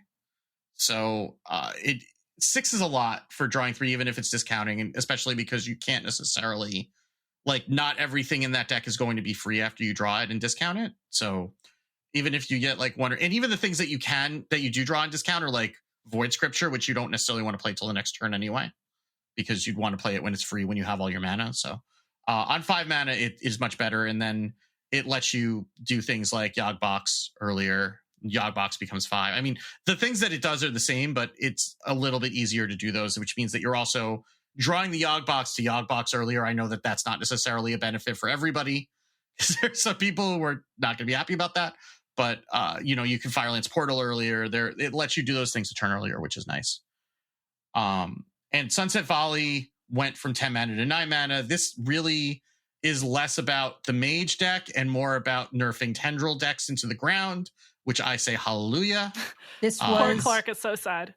a direct request of mine that other people agreed with, which was, hey, if plagues don't turn Bran off anymore, which was the like dumpster counter for this deck, because it was like the most Tudor Bran deck, that means people might just do a ton of Bran tendies, because that one, you will run like only one card that costs more than 5, and it's Bran, and run Caricature Artist, and maybe even Talon or something, because the stuff that makes tendrils is cheap enough that like you could just get enough of them to win with very heavily tutoring for Bran. And I did not need that in my life, and I am very glad it's gone. No. What I mean, I have not. I tweeted yesterday, and that my favorite part of today is never again having to spend 75 seconds watching my opponent repeatedly flip coins in search of a lethal. I have not had in a while a tweet that got enough traction that people were arguing with each other in my mentions. So I guess some people agreed with me on that one. So Let me go find and like that tweet. This also, for the galactic projection orb, it gives you a 9, right? So it is in fact also, and it gives you a curve. So it is a buff to Spell Mage. I don't know if it's enough of a buff to Spell Mage, although you had 50% with it. 6 games. Clearly enough of a sample size to definitively say it's tier 2. But this, it manages to do both things at the same time. Yeah, and I mean, you would have Sunset Volley anyway, because there wouldn't be another 10 in the deck, but it just lets you curve that into Galactic Projection Orb without having to take an extra turn. And by the way, one quick fact that I learned about the orb, which I didn't know before, is that it plays the cards in ascending mana order. Yep. So it will you run Star Power, so it will Star Power before it Sunset Volleys, which is will also the order that you want. Yes. Which is sometimes a good and sometimes not, depending on how many times it decides to Jive Insects your opponent's minions, which happens to me twice in one box, actually, that it Jive Insected their one of their minions, then cleared it, then Jive Insected another minion that it left, or then Jive Insected another minion that it let stick. So yeah, that was unpleasant. But that's just the Yogg lifestyle, I guess. I had someone's Yogg, no, it was a prison. It wasn't a Yogg box, but they tried to remove my Drifter, and instead they gave it the mount that's like +2, +4 or something, like camouflage mount. Yeah, and then just cleared some of their own stuff, and then we're very sad and conceded. I guess I should add that double Jive Insect Yogg box was also one that I had played from manufacturing error, so that was on 6. So the next turn I had 2 mana crystals to work with because I was overloaded by so much. So, you live by the Yogg, you die by the Yogg. Anyway, also Mesa Dune the Fractured, which is the 6/5 elemental that with Battlecry Dried Elemental split it into 2 halves, that got brought down from 6 mana to 5 mana. I have not seen any elemental mages or any rag mages playing this yet. I'm sure that Linny is living her best life somewhere, splitting rags, but this is for splitting Sleet Skaters. What are you talking about? I mean, it's the responsible thing is to split Sleet Skaters. The fun thing is to split rags. So, I mean, if you have to play a bunch of miniatures, you can split your Sleet Skaters. And Linny in particular, if she has any flimsy excuse to play Ragnaros in a deck, she's going to. So I'm sure that she's trying that. If she can pull herself away from beating people in the head with Hunter, because that I'm sure she's very torn into those two different directions, but I'm sure she'll work it out. Woodland Wonders, which is a card I forgot existed entirely, is a 5 mana spell that summons 2 beetles with taunt and costs 3 less if you have spell damage. The beetles used to be 1/5s and now they are 2/5s, so that's slightly better. Reno Druid is a thing. I don't know if this has made that in there, but it's a thing that you can do. Or if you do have a spell damage druid, a 2/5 is a significantly better defense because it also can trade off some of the little things that are hitting it. Yes. It will actually do anything. Yes. As opposed to a 1/5, which does practically nothing except just be a speed bump. So, Zoc Fogsnout, which those of you who will remember from a year ago was the terror of the meta back when we had a Nubarak, with the battle cry summon 2 Quillbore with taunt, improved by your hero, attack and armor gain this turn. It has gone from 7 mana to 6 mana because without a Nubarak in the meta, it is considerably less scary and you can't really build up as much. You can still do some things, but it's not going to get as ginormous as it did when a Nubarak was a thing.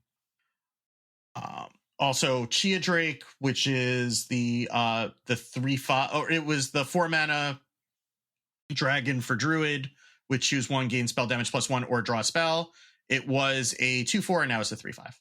The front half. The mini is still 1/1, obviously. Makes sense. It was a card that needed a little bit of a bump.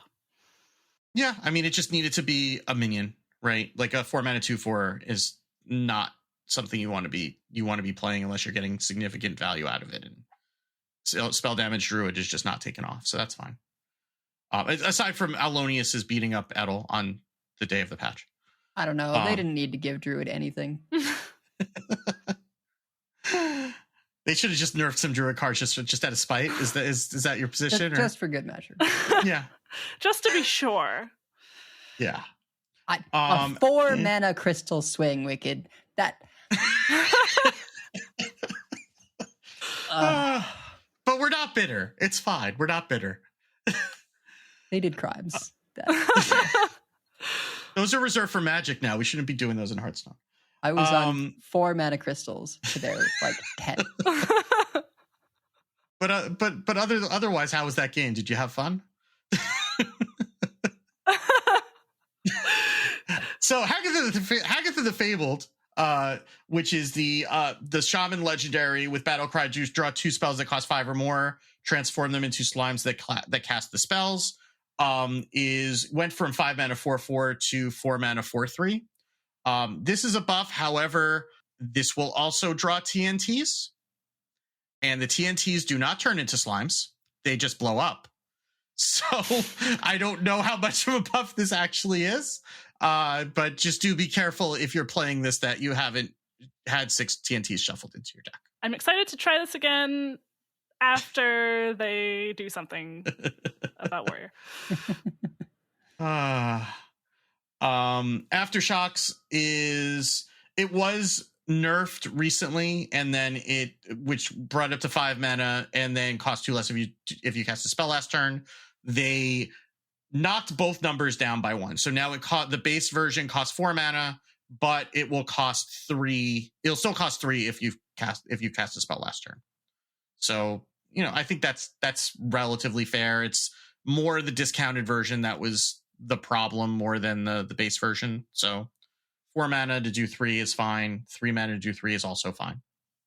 Makes it feel less bad if you can't have it active. Botface went from a 3/9 to a 4/12. That was the taunt. After this takes damage, get 2 random minis mech in Warrior. The stats on it, I mean, yeah, it's a bigger bot.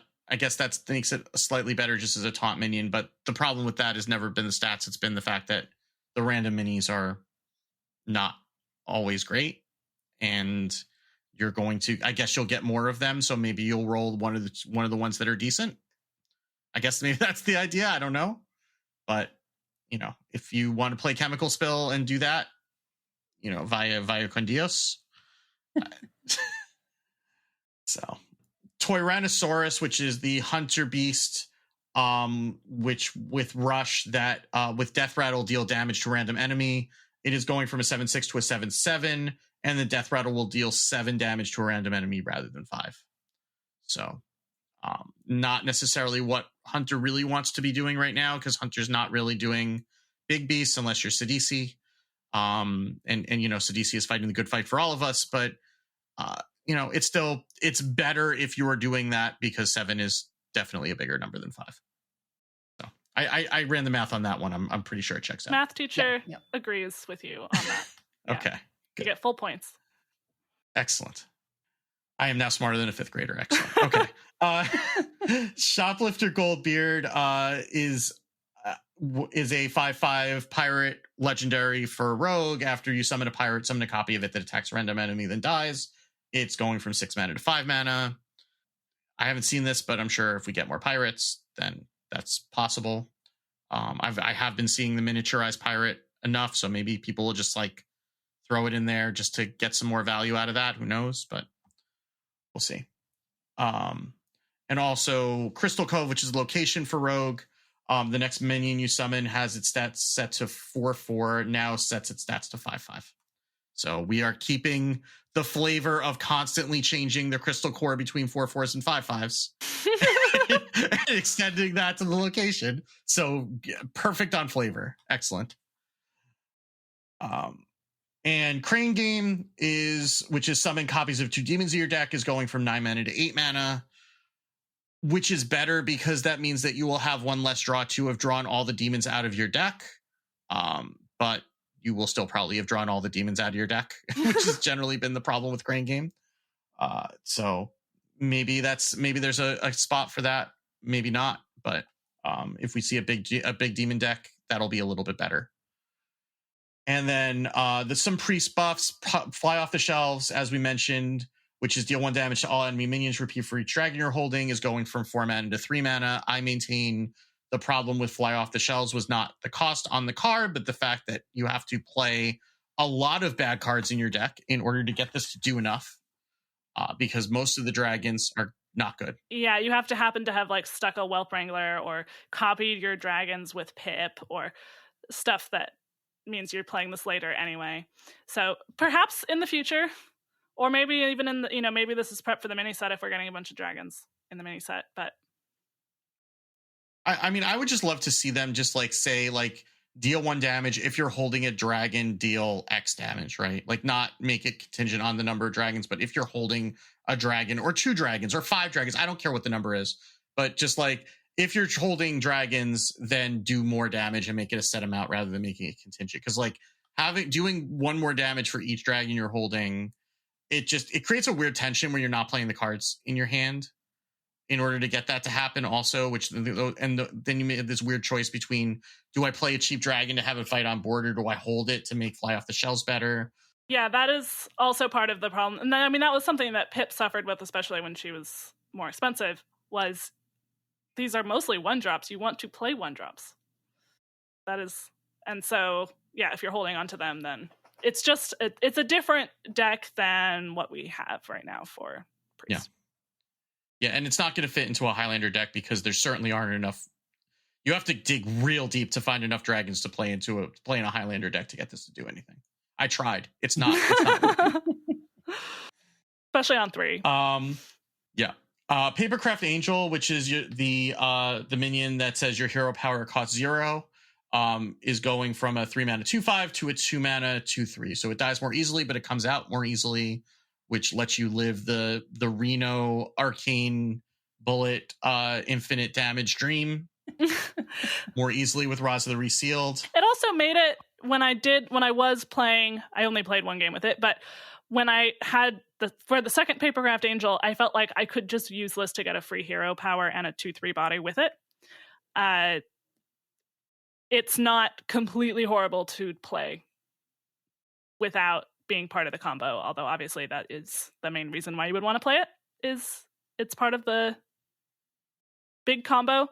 But it made that other one like not horrible. Or if you have to play it to heal up your injured hauler or something like that, or I suppose you would never have to, it's still 2 mana, you would never have to play it, but like if you're going to hero power anyway, then at least I get a 2/3. Like it's less horrible to play outside of the combo for what that's worth. It's really just for combo killing. I know. I still was not running it in my non-combo overheal, which, by the way, if you're listening to this, like I am not endorsing this deck that I made, to be clear. I mean, ultimately, if you're not refreshing your hero power, then you're still not getting any value out of it. You're getting a free 2/3 if you would have played a hero power anyway. Right. Yeah. That's basically what it is. So, which is not nothing, but that's not why you're putting it in the deck. Yeah.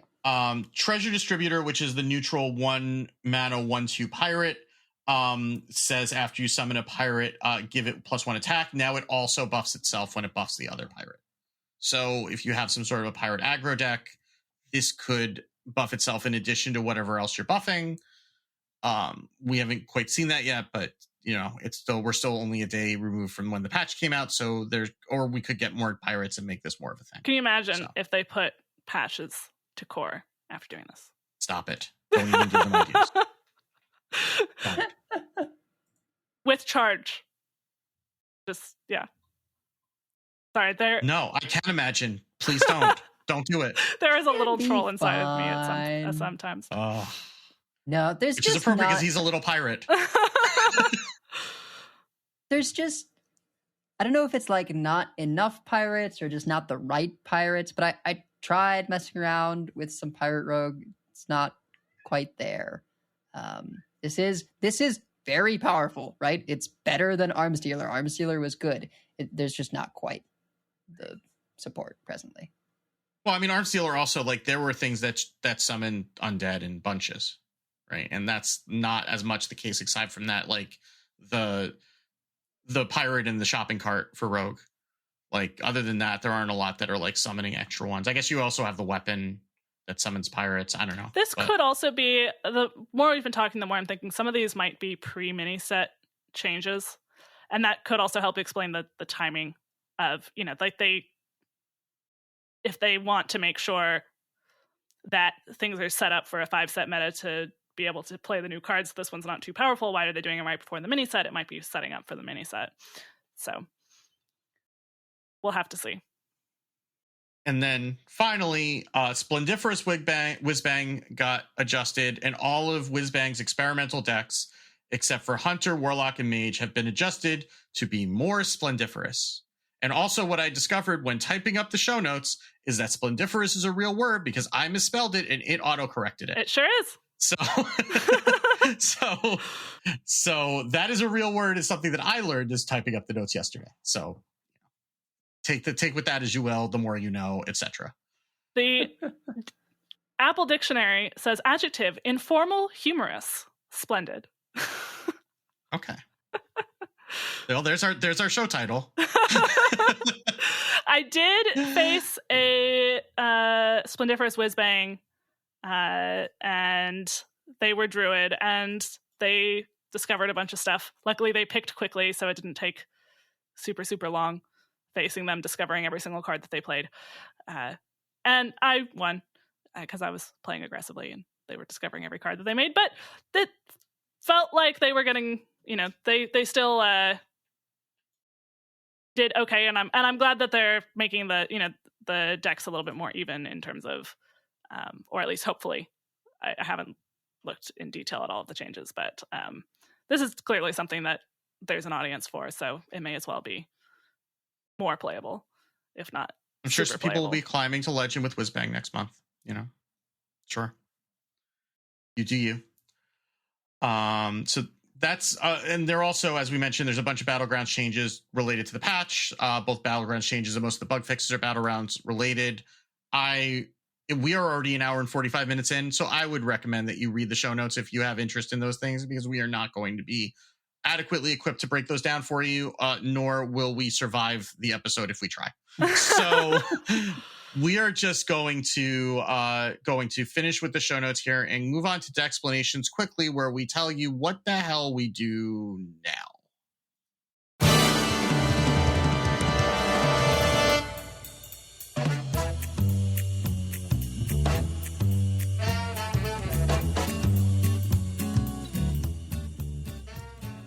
All right, so we had a couple of quick questions that we wanted to address that had been floating around either in our Discord or one from Wicked's stream that he did yesterday.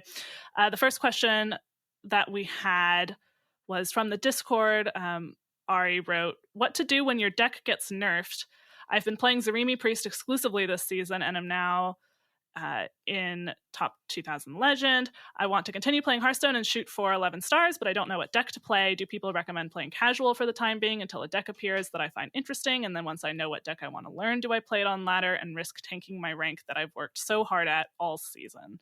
So really this is a place where it's near the end of a season. And, as opposed to usually when expansions come out, it's not necessarily right at the beginning of the month, but it's usually not right at the end of the month. So what do you do if you have a brand new meta, if you are really caring about what your rank is because you've been climbing? And I definitely sympathize with this question because I was in a similar place where I'd done some climbing with Zarimi Priest and then kind of knew that I was almost inevitably going to fall if I did any experimentation. And it's a little early in the month to camp, although that's quite a few days to just sit and camp.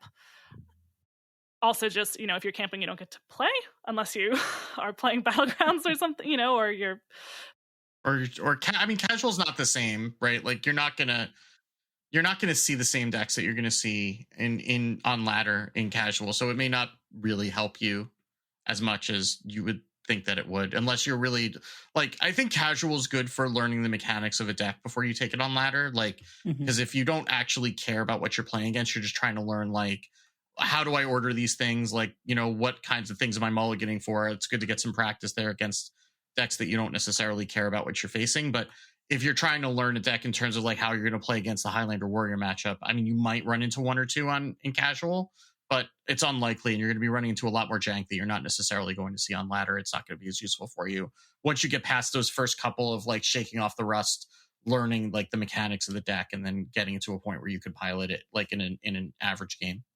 I mean, I would think if there's a deck that feels like it's likely to be intuitive for you when you've played things similar to it, or you did some experimenting before you landed on Zarimi Priest or whatever specific deck that you've been playing, getting the cobwebs off with a little bit in casual. And then if there is a specific, and I know that not everyone has in client friends who they can hit up for playing a friendly game, but if you do know somebody or you are able to find somebody through the Discord, for example, sometimes you can play a couple games of a particular matchup so that then you have a sense of how that works before you go into it if there is a particular matchup you want, because casual is very unlikely to give you that.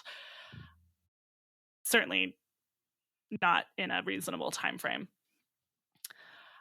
And then for me, what I had to do, and what I've done a lot since I've been on the show, and I'm saying, well, I'm trying to play a wider range of decks. I'm not always successful in that, but I'm trying to play a wider range of decks because I'm on the show. So I just go all right, well, I guess I'm not getting 11x probably.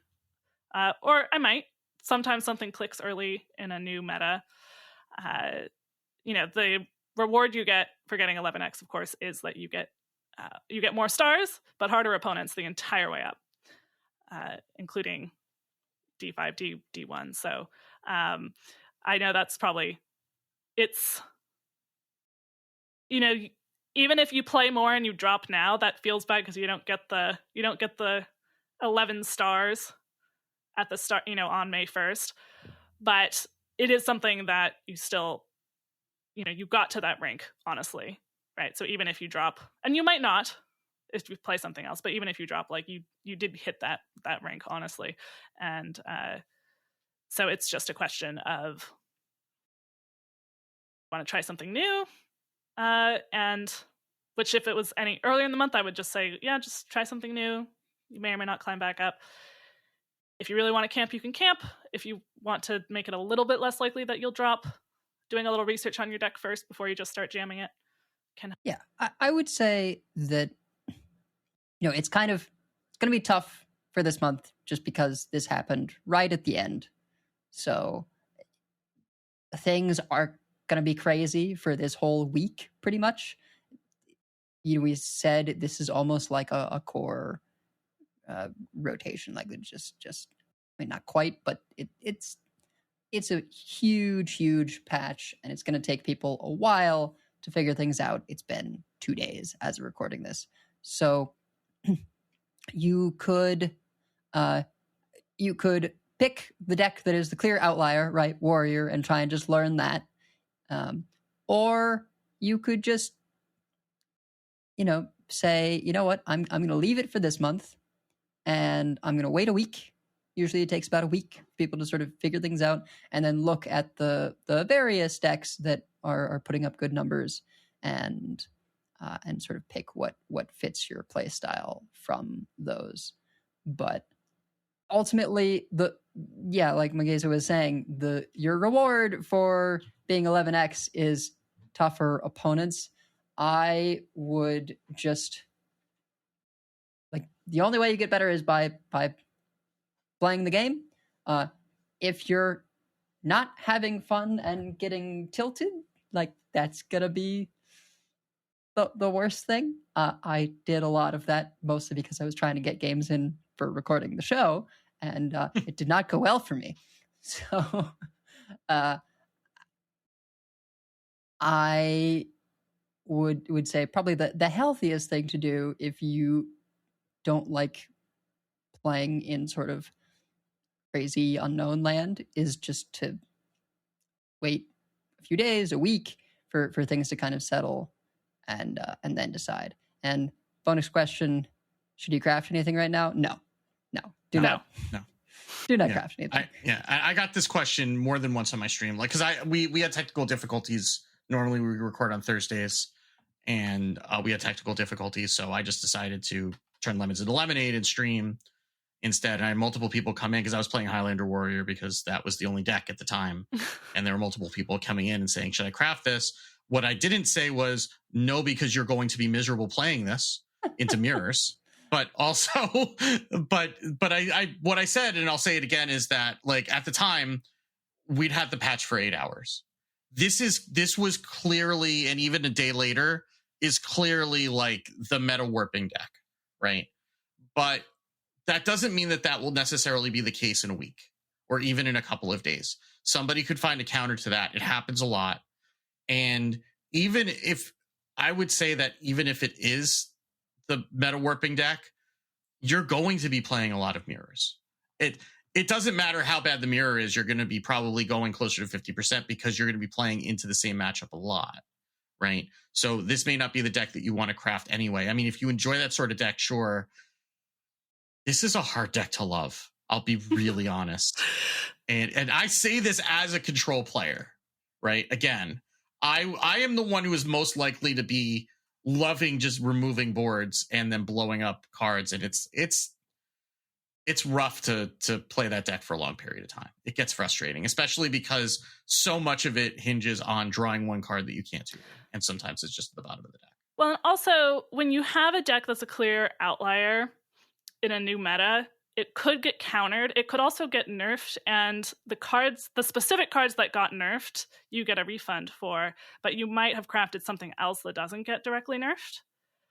So, like, if you craft both Bran and Boom Boss, they might just one of them get nerfed, and so then if you don't want to play with either of them, you only get a refund for one of them.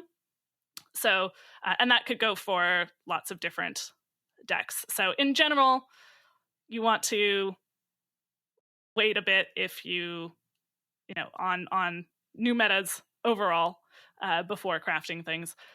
The one exception was we did have one person asking, should I craft Ziliax?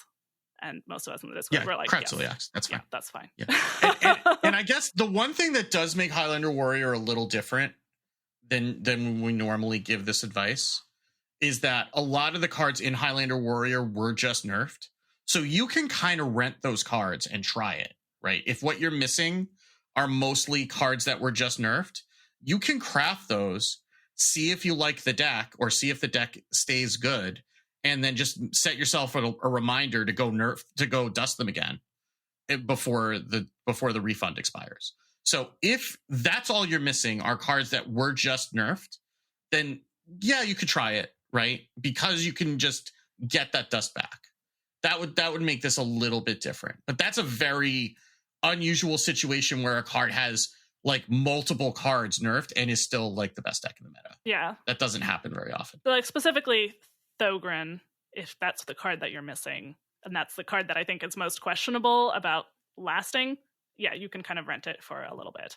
But yeah, I mean, Thogran, Sanitize, Trial by Fire, Reno himself, Ziliax, even if you don't have it already.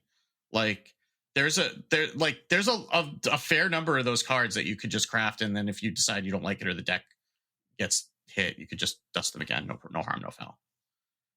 But I would look at what is not on that list that you would still have to craft, and if it's going to be more legendaries, like if you're gonna have to go craft Inventor Boom, that's where I would start getting a little bit nervous, right? Because that's a card that you're not going to get the dust back for, right, and it's not likely to be the card that is yeah. nerfed. And in terms of our first question, I guess I realized that the simple answer is, if you experiment with something and lose some rank, will it still have overall been a good experience for you? Like, will you still have enjoyed playing with it and enjoy that more than not playing? In which case, yeah, experiment with a new deck. If it's just going to tilt you off the face of the planet, then, having a little few days week break from a game every once in a while, not necessarily the worst thing. So it really just depends on whether losing the ranks would be worth playing or not for you. Yeah. Well, I think that's gonna do it. Long show, but it was a pretty huge balance patch. So yeah, do your best out there, and maybe see if you can figure stuff out, or use this opportunity to take a bit of a break until things settle. But we have many folks we'd like to thank. Check out our thanks section on the website at Concede, where you can also find our contact info, our show notes, and our Patreon information. You can monetarily support our show at patreon.com/Concede. Join us every week live by following us on Twitch at twitch.concede.com. Join our community chats in our Discord at discord.concede.com. And write into our email at concede@gmail.com. Follow us on Twitter at Concede, as well as like, share, and follow us on Facebook at facebook.com/Concede. If you like some CC swag, head on over to our shop at shop.concede.com. Big thanks to our producers, Number Theory, Kresh, Beef Squash, David P., Walu, Jeremy T., Bottle Caps, Comfy Monk, Burger Club, Kirk Regan, Forgiven One, Grizzly Bear, and Tyler Knife. And then thank you as well to everyone who subbed during the show: Tyler Knife, Dexy, H, Beyond HS, and SSJ5 Goku. Coin Concedes. Well, I am going to coin concede to Matt at Arms, who made the announcement that he is stepping back from recording Squelch this week. Matt is been podcasting for a very long time. He is someone who I consider a very good friend. He is one of the few people one of two people actually, who has signed up to do a card by card review of a Hearthstone set and was willing to do it again, which is a rare trait of stamina that most people do not possess. But Matt's a good one of the good ones, and he's taking some time off to just kind of focus on himself and fix his relationship with the game, or determine what his relationship with the game is, and and just do him. And honestly, he's earned it, and all the best. And I hope that we get to hear Matt's voice again soon. Maybe, when one of us has to take a break and he's up to it, maybe he'll come over here once. We'll see. But I hope that we're not done hearing Matt's voice. But regardless, it's been a hell of a run, and he's one of the good ones. Yeah. Yes. Well, echoing the coin concede to Matt at Arms, and I'm glad that he's making the decision to make, and also missed, but I know he'll be active online. Hopefully, we'll be able to see him around and maybe hear him in the future. Also, coin concede to my AP Computer Science A student. Has his AP exam in just over a week. So he's really been working really, really hard. So best of luck to him. Also, kind of a silly one, but a coin concede to all of the modders who made my Sims Magic Boarding School possible, because it is like more mod than actual game at this point. So would you call it a Sims of Theseus? Yes, I would. And they are tireless. They keep these mods updated. There's someone who made mods that help check when other mods are conflicting with each other so you can track it down, because otherwise when you have 300 mods it would be kind of impossible. And so yes, I very much appreciate that. And I have like looked at the files that you need to edit to do Sims modding because I wanted to make a small change at one point. Oh my gosh, are those annoying files to edit. So hats off to those who are doing it. This reminds me that patch 7 for Baldur's Gate 3 is coming out soon, and that's going to break all my mods again. I'll have to wait for those to update. That is the mod life, yes. Yeah, but I am going to concede to Aleko. Initial design, I think, gets the most love, right? Or at least it's a thing that people always like want to go and do, and I don't think final design gets enough love. I'm a big fan of final design. If I were ever to work for the Hearthstone team, I would be exclusively final design, not initial, because I like doing the tweaks and stuff. And but clearly it is a fraught position to be in at times. Yes. So going into the Aleko, hang in there. Appreciate everything you're doing. Yeah. So, but that's going to do it for us for this week. So until next time, keep calm and dodge those TNTs. And if you see us on ladder, coin concede. Coin concede. Coin concede. Cat.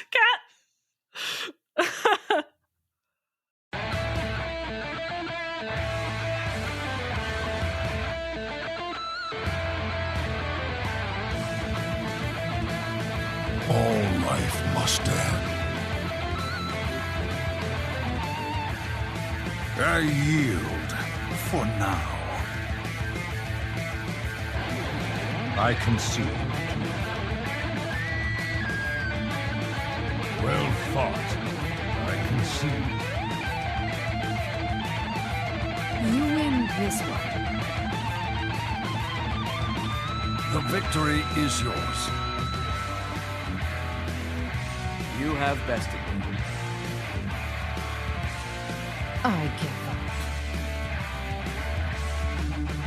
You win this one, friend. You win this time. I choose death.